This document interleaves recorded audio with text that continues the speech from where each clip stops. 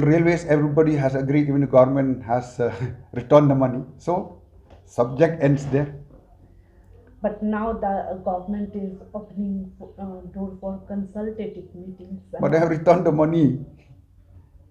So, consultative maybe, I don't know how many years, then will come up back again.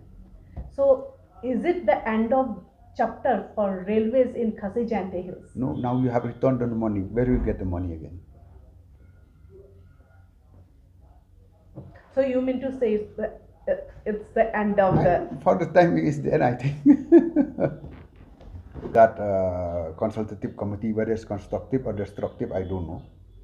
And another thing, since you mentioned VPP, I really pity them. Today I read in Ceylon Times, I don't know, anybody, Ceylon Times, I'll be, oh yes, good.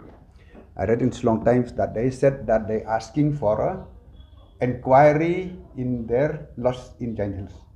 So what Light or MLA from July, he said that these people, when they're losing election, it is unfair.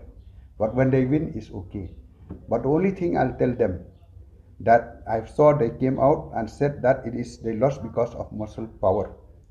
You know, I still have the video of what happened after the election, in which the house of our supporter was attacked, were pelting with stone, and I didn't see that these people who love the Judge Wanrah, because these people whose house were pelted, destroyed by their mobs, they were also Khasi-Jaintia people. They were Khasi-Jaintia people. So I didn't see any condemnation from their leader who really loved the Judge Wanrah. Okay. So what about, they said muscle power. What is this? This is nothing but Kundaism.